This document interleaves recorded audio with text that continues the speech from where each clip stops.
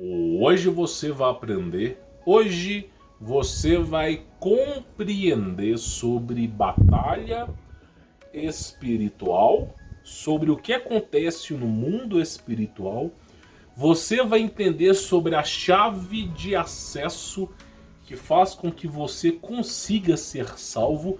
Tudo está resumido nessa chave e aquele que possuir essa chave encontrará a salvação.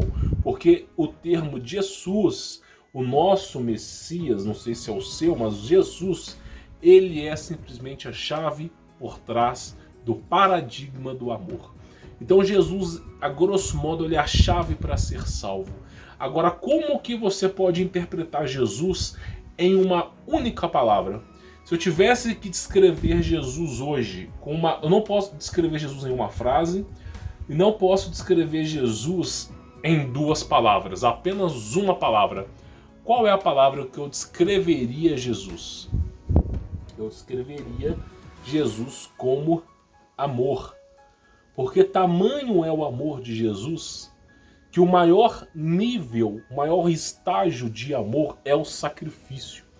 É aquele que a mãe se entrega de corpo e alma para a salvação da filha ou do filho. É aquele amor que você enxerga naquele problema que aconteceu na escola pegando fogo, onde uma professora, para decidir salvar mais do que 15 crianças, ela entrou numa sala, não foi um acidente, foi algo produzido, acho que pelo zelador, que botou fogo na escola, que simplesmente uma professora decide queimar o próprio corpo numa dor agonizante, caindo-se os pedaços do corpo, para simplesmente decidir que aquele ali seria o último suspiro da vida dela e que simplesmente ela salvaria aquelas crianças, mesmo que ela não resistisse. Tamanho é o amor que é incondicional ao ser humano. Então, a palavra que resume a salvação divina de Jesus é amor. E quando você pega a pregação do apóstolo Paulo, Atos dos Apóstolos, Romanos, Gálatas, é sempre descrito como amor. E quando você pega os verdadeiros profetas da antiga aliança que foram perseguidos pelos fariseus, como Jeremias, Isaías, entre outros, eles sempre estão falando do amor. Então, simplesmente, o amor é algo que é incondicional ao ser humano. Será que amor é aquilo que eu sinto? E olha que eu vou falar sobre batalha espiritual. Será que amor é aquilo que eu sinto pela fulana, pelo ciclano, que me faz querer convidá-lo para sair? Eu vou dizer uma coisa para você e vai chocar a sua vida. O ser humano não conhece o amor. O ser humano não conhece o amor. Ah, Humberto, mas você está delirando? Aí vai aparecer algumas pessoas aqui escrevendo assim: os desavisados. Desavisados. Humberto, leia amor ao contrário. Amor ao contrário é Roma. E também tem derivações de romance. Então, amor vem de Roma, Humberto. É algo produzido por Roma. Tem uns que vão vir assim. Aí você pergunta, eu quero ver o cara falar a palavra Roma com o idioma americano, né? Amor, love. Então, simplesmente love é Roma. Então, simplesmente, não é porque existe uma causalidade, não é porque existe uma coincidência que aquilo ali é verdade. Tá entendendo? O que é a palavra amor? A etimologia, e etimologia é o estudo da palavra, é um estudo que fazemos para descobrir a origem da palavra, nos revela o que é amor. Amor é uma derivação da palavra amar, ramar. E o que é amar, ramar? É uma palavra que veio da cultura indo-europeia, Ásia, entre outros países. E ama significa, se separa em dois: am, que derivou no futuro na língua inglesa em I am, eu sou, ok? Que significa Deus. Então, eu sou, e ma. E ma tem referências à mãe, ao amor incondicional da mãe pelo seu filho, que ainda está no ventre e não foi visto. Então, ama é o eu sou que tem sentimentos profundos, que zela, cuida e protege aquele ser. Então, amor é o quê? Um conceito de transliteração, simplificando para quem não entendeu. Amor é Deus, o eu sou, ele ama, cuida e protege. É isso que significa amor. Por isso, a palavra amor não está acessível aos homens. Por isso, o amor de Cristo é o caminho. Porque o verdadeiro amor, o estágio final do amor, o nível mais alto que se pode compreender de amor, é o autossacrifício. É o autossacrifício. Por isso, Cristo, ele se sacrificou por nós, para que mediante esse sacrifício, mediante esse martelo, tá, no novo capítulo, a gente pudesse ter direito à salvação, cravando em nossos corações a lei. Então, simplesmente, quando Cristo ele morre e ele ressuscita, aquele autossacrifício é o que? É o início de uma era. É o início da vontade de Deus de salvar a humanidade. É o que? É o que é dito por Isaías. É o que é dito por Miquias. É aquele que viria. Cumpriu todos os requisitos do Messias judaico. Porém, o apóstolo João disse, ele veio pelos seus, mas os seus não o receberam. Mas aqueles que o receberam, ele vos deu o direito de entrarem no céu. Então, o amor é um autossacrifício que Deus faz perante a humanidade. Por exemplo, a este momento agora, garanto a você que o diabo, que significa acusador, nós temos que lembrar que a palavra diabo não representa um ser, tá? Não representa um ser, não existe o ser chamado diabo. Existe sim, óbvio, o anjo caído. Existe sim, óbvios anjos caídos, mas diabo não é um ser. Diabo deriva de uma palavra grego-latina, ok? Sendo latim uma derivação de Roma, grego. Então, diabo vem de diabolos, transliteração de grego, e diabolus do latim. E o que significa diabo? Acusador, julgador, aquele que fica acusando, aquele que fica... Você pecou, se arrependeu. Você tem esse direito. O diabo vai ficar lembrando do seu pecado. Então, não é um ser, é um estado que você vive. Então, diabo significa acusador, aquele que fala mal do próximo, aquele que acusa o próximo. Não importa se a pessoa era cachaceira, não importa se a pessoa tinha uma vida ruim, se ela se arrependeu verdadeiramente e ela decidiu seguir uma nova vida, é direito dela, não concebido por mim, mas concebido por Deus. E se eu começar a acusar essa pessoa, eu me tornarei simplesmente um diabolos, que significa discípulos do diabo. Então nós não podemos ser diabolos, nós temos que ser discípulos do amor de Cristo. O que Paulo fez? Paulo era açoitado todos os dias, sofria.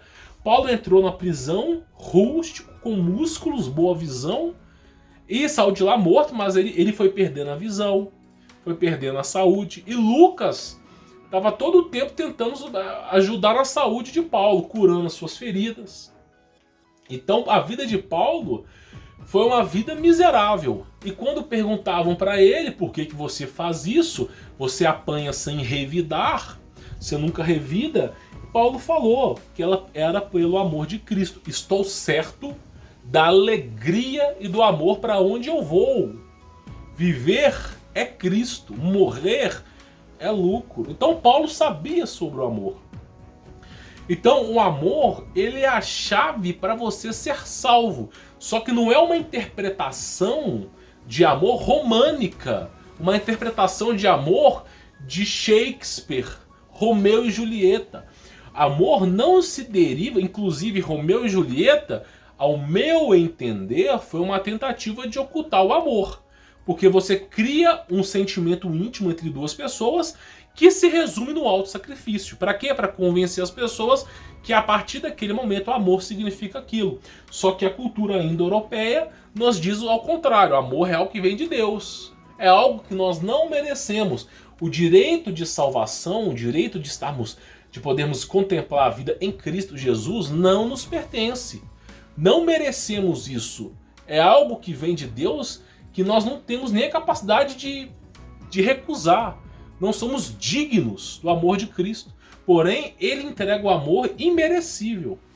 Agora que você entendeu que o amor de Cristo é realmente algo que transcende a consciência humana, o que é as leis? Quando você pega, por exemplo, o amor de Cristo, ele se resume às leis. Aquele que ama ao seu semelhante não trai, não fala mal. Aquele que ama o seu semelhante não faz mal ao próximo.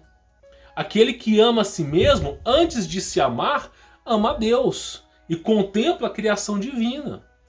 Então é amando a Deus que esse padrão de amar a Deus se repete no próximo. Por isso Cristo resumiu todas as leis que veio por intermédio de Moisés, as verdadeiras, deixa bem claro, verdadeiras, se resumiu em duas: amar a Deus sobre todas as coisas e ao próximo como a si mesmo. Porque a partir do momento que você ama a Deus, você não procura outros deuses, você suporta na fé em Deus. E quando você ama a Deus de tal maneira, você se ama, mas primeiro ama a Deus. E esse modelo de amar a Deus você replica no seu próximo, no seu semelhante. Então você não vai querer ver o seu semelhante triste. Por isso o julgamento, quando você pega, por exemplo, Humberto, o Apocalipse do apóstolo João já tocou a 5ª trombeta. Parabéns, parabéns, meu amigo. Eu vou mandar uma carta para o céu e falar assim: ó Deus, para um pouco o Apocalipse aí, que eu encontrei um ser humano que agora já sabe mais que você sobre o Apocalipse. Que agora está dizendo que as coisas estão acontecendo. Tem pessoas querendo escrever o Apocalipse para Deus. Tem pessoas que estão se achando numa superioridade acima de Deus. Eu entendo, eu não sou adventista, não sou evangélico, mas eu entendo porque Lutero não queria o Apocalipse no Evangelho. Porque não é um livro de fácil entendimento. O maior caráter que um ser humano tem é assumir os próprios erros. Quem é homem para assumir os próprios erros? Eu não conheço. Todo mundo quer justificar. Ah, mas fulano fez isso. Ah, mas o mundo conspirou. Ah, mas eu fui mandado embora. Ninguém assume os próprios erros. E o caráter de um verdadeiro homem é assumir os próprios erros. Quando o apóstolo Paulo era condicionado, se perguntava na prisão, ele falava: eu não sou digno de estar vivo, fiz muitas coisas erradas. Eu assumo meus erros publicamente, assumo meus erros. Eu me converti a Cristo, sei que Ele me perdoou. Agora, se o mundo não me perdoou, eu vou pagar por isso, mas eu sei que Cristo me perdoou. Agora, quando se fala, por exemplo, de Martim Lutero, não queria colocar o Apocalipse na Bíblia. Ele dizia: eu não sei. João usou uma metáfora para explicar o fim dos tempos. João estava preso e cativo, usou uma metáfora. João acreditava que o fim do mundo era o Império Romano, que aquele ali era o fim do mundo.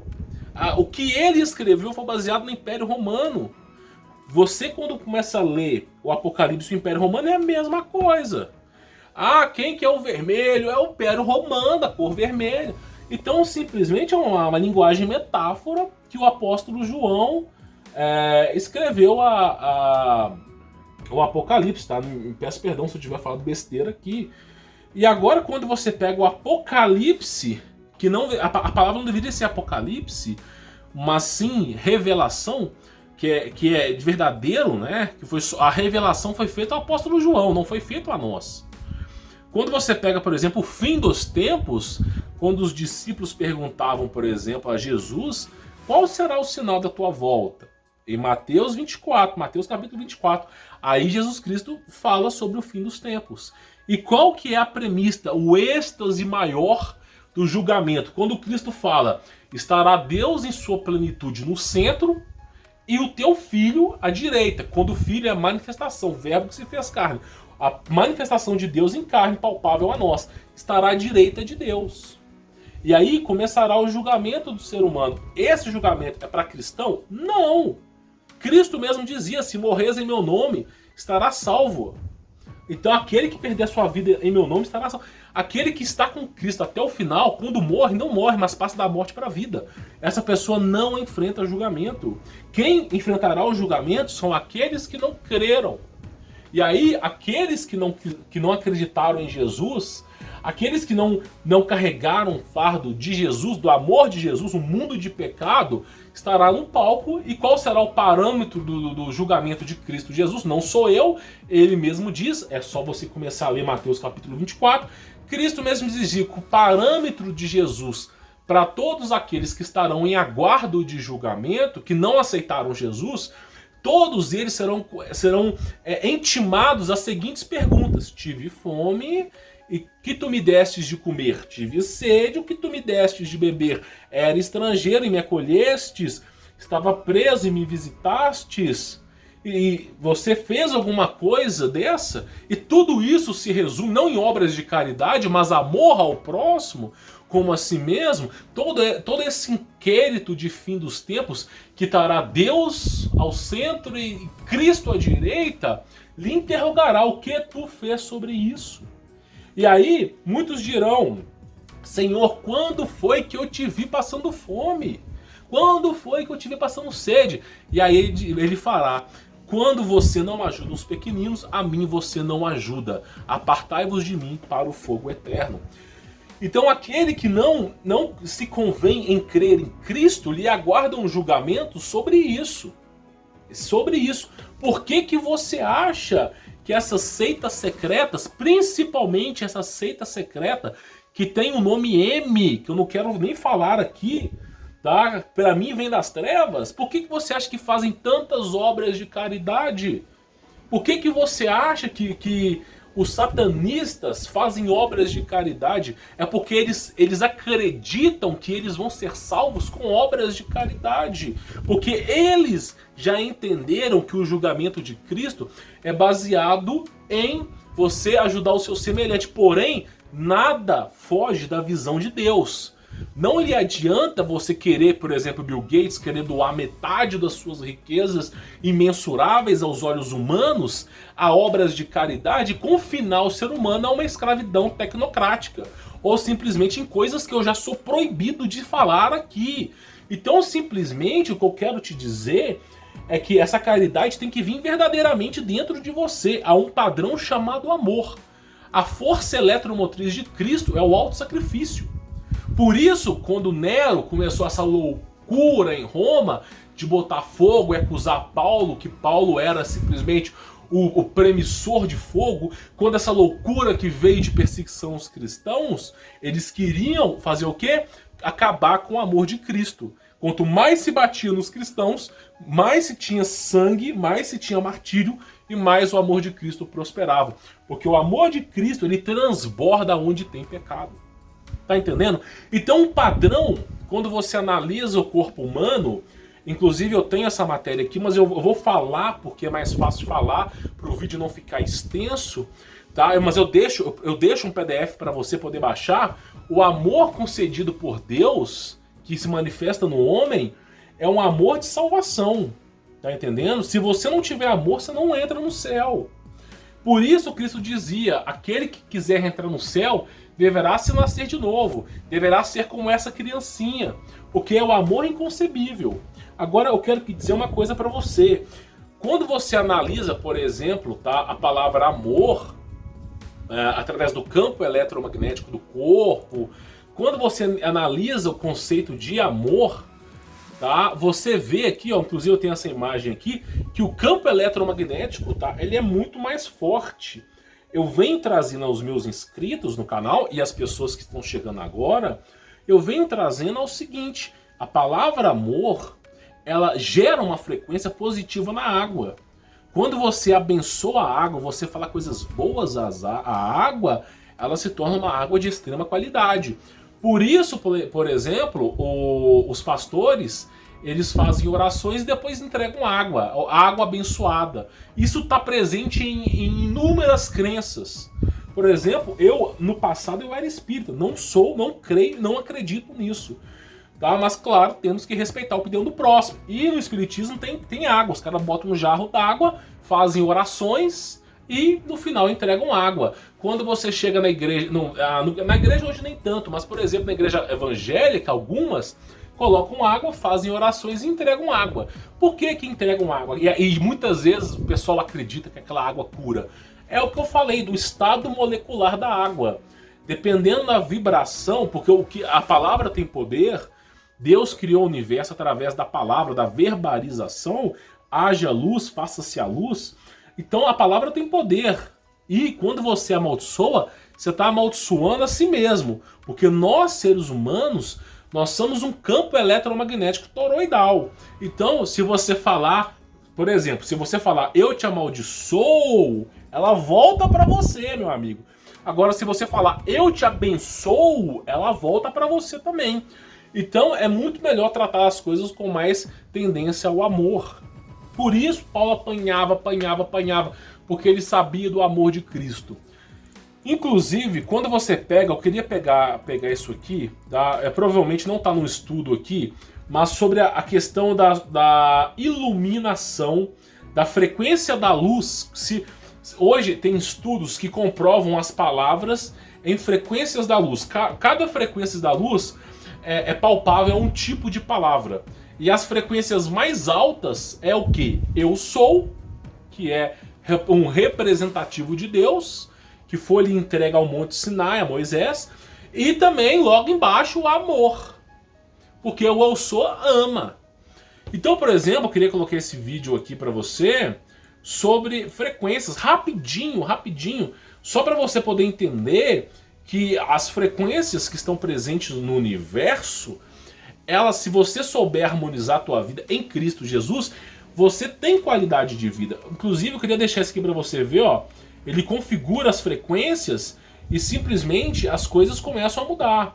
Então, as frequências, elas atuam em nossa vida, tá?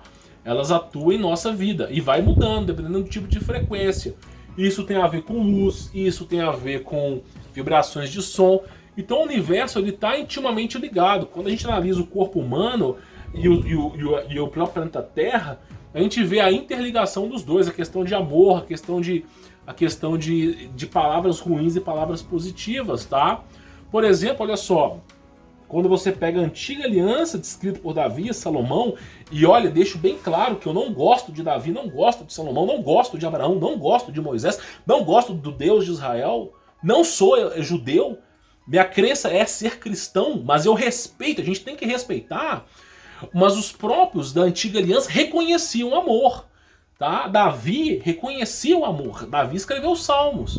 Não é porque eu não gosto desses caras que eu invalido o que eles falavam. Por exemplo, é dito no Salmo: o teu amor é melhor do que a vida, porque o ser humano é perecível à morte. Por isso os meus lábios te exaltarão. Então, simplesmente, até mesmo o rei Davi, ele entendia o amor de Deus. Quando você pega os Salmos também, Salomão entendia, apesar que ele fez muita coisa errada na vida, entendia o amor de Deus. Você pega os levitas, Samuel, os caras entendiam o amor de Deus. Moisés entendia o amor de Deus. Tá? Óbvio que eu não creio, eu sou cristão, é um pouco polêmico a gente falar sobre isso, mas eu não sou judeu, da mesma maneira que se você perguntar para um judeu: senhor rabino, senhor judeu, você acredita em Jesus? Ele vai dizer que não, porque a crença dele é outra, é respeito. Temos que respeitar. Se me perguntar se eu acredito no Deus de Israel, eu também não acredito. Eu acredito em Cristo Jesus. Sou fiel a Cristo. Por ele eu pretendo morrer. Então, simplesmente, mas mesmo na antiga aliança, é presente o amor. Eu queria te falar isso, mesmo eu não gostando disso, está presente o amor. E, por exemplo, você pega o João, quando ele fala, tá, o apóstolo João: assim conhecemos o amor de Deus, que tem por nós e confiamos neste amor. Deus é amor. Olha só o que é dito: Deus é amor. Todo aquele que permanece no amor permanece em Deus e Deus nele. O que te faz ser salvo é o amor. Por exemplo, você pega, por exemplo, um judeu, ele sabe que não consegue seguir todas as leis. É necessário amor para ser salvo. É necessário perdão. Por que os caras têm Yom Kippur? É necessário perdão, é necessário amor. Qualquer crença que tu pega é necessário amor. É o amor é quem salva. Tá entendendo? E o maior estágio de amor é o auto-sacrifício. O que Deus fez pela humanidade, de se manifestar na carne, o verbo que se fez carne, habitou entre nós, o próprio Deus se manifestou na carne, o que ele fez é indescritível. factível para todos nós. Não consigo, a minha existência humana jamais conseguirá entender tamanho o amor de Deus. Mas eu sei que Ele é amor. Então, por exemplo, eu queria deixar isso aqui bem claro para você, tá? Por exemplo, Deus é amor. Quando você está abençoando, quando você vive a sua vida feliz com amor, o seu campo eletromagnético, ele fica muito maior. A casa, se você chegar numa casa de uma doninha, que não tem, uma casa que não tem reboco, meu amigo, a mulher pode ter uma maçã na mesa e ela tá cozinhando arroz faz 30 dias, mas não morre. Ela pode estar ali, ó, ali, cozinhando arroz e uma maçãzinha. Se essa mulher for feliz, você pode ser o cara mais rico do universo. Você pode ser o Salomão ao quadrado, com quadrilhões de dinheiro. Se você entrar naquela casinha daquela senhora humilde que tá feliz, aquela sensação de felicidade vai ser impagável para você. Aquela sensação de quando você entra numa casa de alguém que é feliz é impagável. Quando você encontra uma pessoa que encontrou a felicidade, o amor de Deus é impagável. Nenhum bem material consegue superar isso. Então, simplesmente, nós somos movidos pelo amor. A força eletromotriz do universo, a maior força do universo é o amor. O que criou o universo, o espaço, o tempo, a matéria, tudo isso foi o amor de Deus. Se Deus não amasse de forma incondicional a tua criação, nada do que foi feito se fez, nada teria existido. Então nós precisamos entender o que é o amor. E aí eu digo para você, nós estamos fazendo um estudo do micro ao macro. Eu fiz inclusive, eu deixei um PDF aqui para vocês, tá? Eu deixei um PDF aqui para vocês no Telegram, tá? Do micro ao macro, que você consegue entender sobre isso, tá? Por exemplo, vou abrir agora o PDF para você. Quando você analisa o universo e você analisa o corpo humano, tem semelhanças. Quando você analisa a Terra, composto químico molecular da Terra, com o ser humano, tem semelhanças. Então o ser humano, ele é um reflexo do planeta Terra, e o planeta Terra é um reflexo do universo, do cosmos. Então o ser humano, ele é um reflexo do universo. É costume dizer que dentro do ser humano existe mini-universos.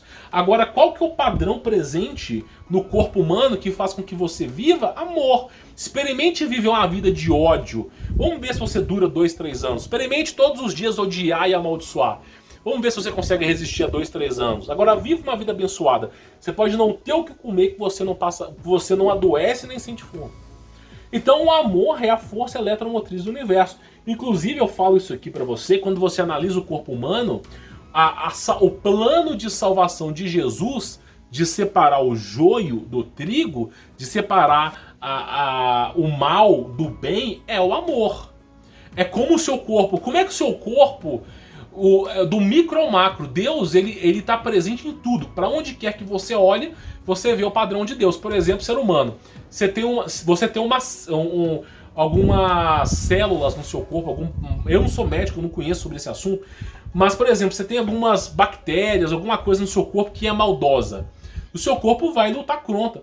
Somente uma célula positiva permanece no seu corpo. Uma célula negativa, o seu corpo vai mandar anticorpos para poder tentar combater. É assim também a salvação divina. Somente aquele que resplandece no amor é salvo. Aquele que não resplandecer no amor não é salvo. Então, da mesma maneira que o seu corpo expurga o negativo, tá? Deus também expurga o negativo. É a semelhança do micro do macro. É a semelhança da salvação.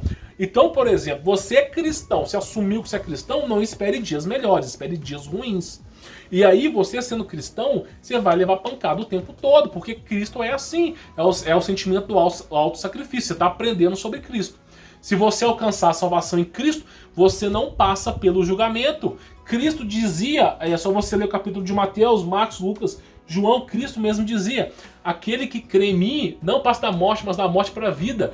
Não é julgado, passa da morte para a vida. Você pode pegar, inclusive eu já coloquei PDF sobre isso. Aquele que permanece em Cristo, no ato de sua morte, está em vida com Cristo. Agora, aquele que não lhe aceita Cristo, que em seu coração não incumbe a Cristo, esse lhe será entregue no estágio final da humanidade a um julgamento coletivo, onde lhe será perguntado sobre o amor. de forma incondicional. Você ajudou, você fez isso de bom grado, de bom coração. Então você tem que entender que o plano de salvação de Cristo, que é o auto-sacrifício, é o amor. Você acha que, por exemplo, Paulo começou uma rebelião lá em Roma? Não. Inclusive, o que aconteceu foi o seguinte: os caras ficaram pé da vida com Roma, porque eles estavam prendendo Paulo. Paulo só queria pregar o amor de Cristo. E aí, simplesmente, eles invadiram a prisão para poder salvar Paulo. O que Paulo fez? Paulo falou o seguinte: não se combate violência com violência. Não se combate ódio com ódio, mas sim com amor. E Paulo continuou preso. Paulo foi decapitado. Paulo podia ter... apareceu as pessoas ali falando: Paulo, vamos embora daqui, saia da prisão. Eles mataram os seguranças, invadiram a prisão à força para tirar Paulo de lá. E Paulo queria sair? Não! Paulo falou: não se combate ódio com ódio, mas sim com amor. É o amor de Cristo. E se o amor de Cristo falar que aqui é onde eu vou morrer, aqui será onde eu vou morrer. Estou certo para onde eu vou, lá haverá grande amor. E Paulo falou: viver é Cristo, morrer é lucro. Então esse é o verdadeiro amor, que não lhe é semeado em lugar nenhum. O amor de Cristo, ele transcende tudo. Então por isso eu digo para vocês, eu acho que é importante a gente poder ressaltar isso, porque as pessoas falam assim: Humberto Volts está pregando amor. Humberto Volts agora é amor, é paz e amor. Humberto Volts é Jesus. Jesus é amor, amor é o eu sou. Ele ama de forma incondicional, cuida e protege, é um zelo de Deus. O amor de Cristo, o sacrifício de Cristo por aquele que não é merecido, que faz com que você seja salvo. É como Cristo mesmo dizia: não lhe adianta cumprimentar o teu irmão, cumprimente aquele que você não gosta. Não, você quer fazer uma festa, quer fazer aniversário, não lhe adianta convidar as pessoas que gostam de você, que lhe entregarão presentes. Isso não é amor, isso é vaidade. O verdadeiro amor, sabe qual que é? Quer fazer aniversário? Chame as pessoas na rua que você não conhece, as pessoas necessitadas, e lhe entreguem comida. Compartilhe o teu momento de felicidade com eles. Mesmo que você apanhando, esse é o verdadeiro amor. O amor de Cristo não é entendido pelos homens. Por isso que muitos botam defeito no amor, porque não é entendido pelos homens. É o amor de Cristo que salva. Você consegue entender isso? É o amor de Deus, o amor de Cristo, que transcende o entendimento humano. Se você não colocar na sua vida que você precisa dar valor ao amor de Cristo, que é o propriamente dito a palavra amor, amor é o amor de Cristo, tá? O significado de amor é amor de Cristo. Se você não colocar isso como a necessidade na sua vida, você não vai ser salvo. É como uma célula que vibra de forma errada. É como eu disse sobre vibrações. Eu venho falando isso aqui: se você vibrar de forma ruim, a qualidade da sua água é falha. E a vibração é o que te condena. Porque imagina só, a vibração ela é condizente com seus pensamentos e ela é condizente com seus atos e fala. Se você só pratica o mal, deseja o mal e fala o mal, dentro de você será um espelho do mal. Nada se esconde aos olhos de Deus. E isso não lhe fará ser salvo. Agora, se você está em paz, em comunhão com Cristo, pode ter certeza que você vai ser salvo. O que é só você analisar no micro ao macro. O plano de salvação de Deus é o mesmo plano que distingue o bom e o ruim. O joio do trigo é o amor, a vibração. As vibrações mais altas são o amor, eu sou. Eu sou, ama, zela, cuida e protege. Então é o amor de Deus que salva. Quando você pega, por exemplo, Nero, ele mandava os cristãos, eu esqueci o nome da arena, e jogava os leões, e era bebê. Escute bem, se tem bebê em casa, era bebê que era jogado aos leões, criança, velho, pessoas que já estavam de idade, pessoas que acabaram de começar a vida. Ele não estava nem aí, ele jogava os cristãos simplesmente para serem devorados de forma de carniceira. Os cristãos não tinham nem jeito, não ganhavam nem espada. Era só para fazer o que o público vê o derramamento de sangue dos cristãos. Esse é o nível de maldade do mundo. O mundo não tem amor. O mundo não conhece o amor. Por isso Cristo veio. Aqueles que enxergaram o amor serão salvos. É simples, o mundo não conhece amor. Aqueles que enxergaram o amor serão salvos. Então esse é o verdadeiro amor. Ele é incondicional. Tá entendendo? Sem o amor você não é salvo. E aí, e Paulo dizia, não Paulo, o apóstolo Lucas, ele dizia o seguinte, porque o apóstolo Lucas, ele vivenciou isso. Ele dizia o seguinte: hoje terá festas no céu, terá festas, terá glória, uma grande festa no céu de celebração, porque os cristãos que permaneceram em Cristo Jesus e que foram devorados pelos leões, porque passaram pelo único momento de dor, mas que permaneceram firmes, estão agora no seio de Jesus, tá bom? Então isso é o que salva. Você precisa entender isso. Esse é o conceito que salva, tá? Do micro ao macro, do cosmos. Se você analisar frequências de vibrações, tudo resume a amor, frequências de amor e salvação, autossacrifício. Tudo isso se resume ao espelho de Jesus. Aquele que crê no amor de Jesus, que depende dele para viver, que vive a sua vida em Jesus, quando morre, já está vivo em outro local. Agora, aquele que não crê em Jesus terá que aguardar um certo tipo de julgamento. Tá bom? Vou ficando por aqui, sou Humberto Volto, espero que você tenha entendido. E lembre-se, é o amor de Cristo que salva. Tá bom? Fique na paz.